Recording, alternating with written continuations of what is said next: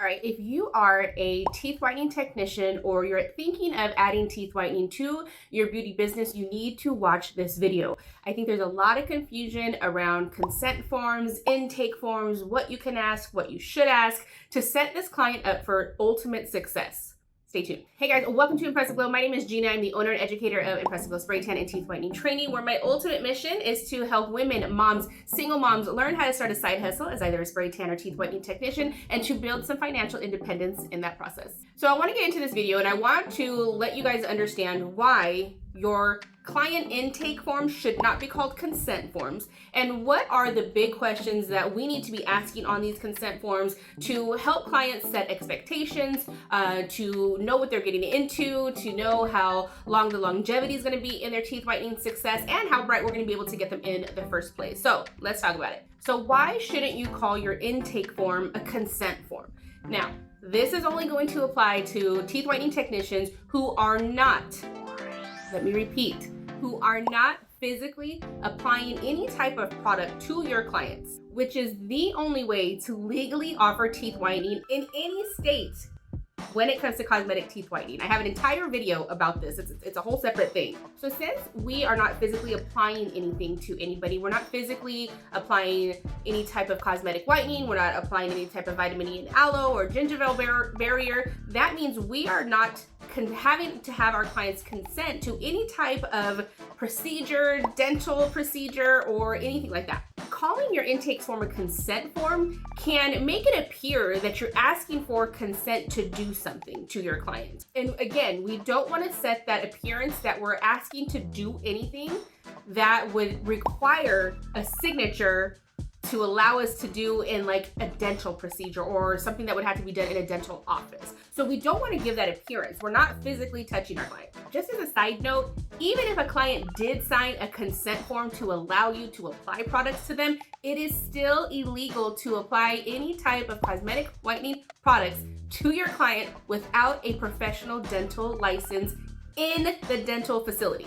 I have videos about it. Please watch it. Okay, so before I go into the conversation about what types of questions we should be putting on this intake form and the expectations we're gonna set for our clients, I wanna talk about one of the really great questions that I get a lot of times when we talk about, or when the question comes up about HIPAA compliance, right? If you don't know what HIPAA is, Google it. Now, I used to be a medical billing office manager for about 10 years, and I worked in the medical field in surgery, pediatrics for a very long time.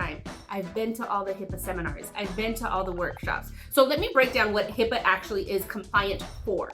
So HIPAA are laws that have been put into place in terms of sharing and asking questions about people's medical history, but that only applies to healthcare providers, insurance agencies, and any type of healthcare agency.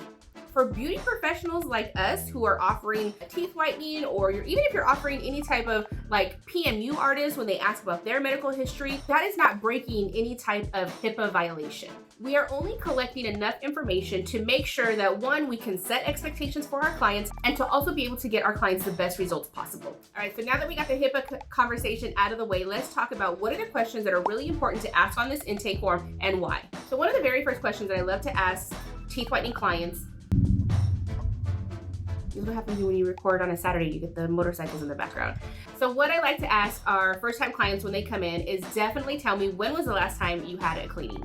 Like a deep cleaning from like your dentist or a dental hygienist. Now, if they tell me or they write on that intake form that they haven't had a deep cleaning in over 2 years, that's a conversation that we need to have. What clients need to also understand is I and we as teeth whitening technicians are not a substitute. We are not a substitute or a replacement for their bi-yearly cleanings. Actually, the best time for them to come in and get their teeth whitening session done is after those deep cleanings. So what the conversation needs to be is, if they haven't had a cleaning in that amount of time or longer, they really need to understand that we're probably not going to get the most amazing results the very first appointment or the very first sessions, because now our products are having to work through all of that film and protein and tartar and plaque that is on the surface of those teeth. Our teeth whitening products aren't even going to be able to get to that whitening stage. That really starts to like set expectations for your clients to where they're not disappointed if they didn't get the best results at the very beginning. That saves you the stress of feeling like you weren't able to provide them the best type of whitening that they should have gotten,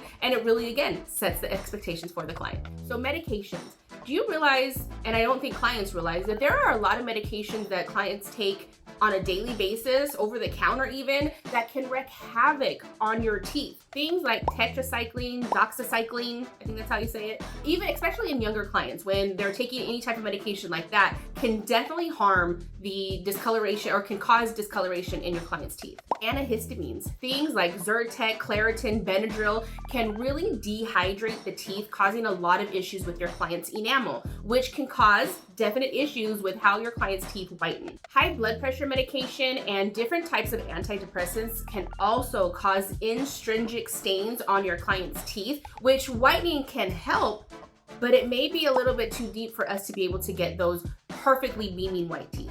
So medications and the list of medications that they're taking are important, but although you want to ask the questions, you have to know things like this as to which medications are going to cause those issues. So what about your client's lifestyle, right? Because one of the first questions that people either DM me or they email me is, I want to come in and get a teeth whitening session done. How white can I expect to get the very first time? Or how long are these results going to last? And when you're a new teeth whitening technician, that can be so stressful because you don't want to give somebody an answer where you are over-promising and under-delivering in your services, right? So again, that's why we're trying to set expectations. So when clients ask me that, when that's the first question they ask me, not purposely to make anybody feel bad, but I kind of turn that question around on them and say, well, it really depends on your lifestyle. Every client is different. The genetic traits and the chemistry of your teeth are different, but in order to help with the longevity and the results, you have to ask questions to yourself about your lifestyle. Do you drink coffee? Do you drink red wine? What about tea? Do you consume a lot of dark fruits and vegetables? What this does is it takes a lot of the pressure off of you as the teeth whitening technician. It takes the pressure off of your products, feeling like maybe you don't have the best products, and it puts that information in your client's lap and let them know that they're responsible for a lot of the outcome of this teeth whitening session. And so setting that expectation for them is going to be really important. So I hope this video kind of blew your mind if you're a teeth whitening technician about some of the things that are important to ask, the reasons why we need to ask them, and the explanation that comes with those questions to your clients. And that is exactly why my teeth whitening training program is totally based around science. It's based on questions like this. It is not based on my products. I don't base my training around how Impressive Glow products can be used. I obviously teach you how to use them, but it's not solely based around just Impressive Glow. I'm not naive enough to think that at some point you may want to try another teeth whitening product, which is absolutely okay. My goal with my training is to give you the information that I was never given. And so being able to set you up to where if you do want to try another product, you know the questions to ask, you know how to keep yourself and your clients safe, and you know what's legal, because that is a huge misconception in the teeth whitening industry is legalities. And I don't think enough trainers are talking about it truthfully. And a lot of them may have not been trained truthfully, and we're just regurgitating the wrong things. So I hope this video really enlightened you a little bit about teeth whitening. If you are interested in teeth whitening training, I'm gonna leave the link to my teeth whitening training inquiry form. If you have questions about teeth whitening training, the legalities of it, feel free to send me a message. I'd love to talk to you about it. We can go into detail about what's included in my training and all of the things. So I also have an entire playlist for teeth whitening technicians, the legalities of teeth whitening, who can offer it, the questions that you should be asking in terms of that. So make sure you watch the playlist. Catch you guys in the next one.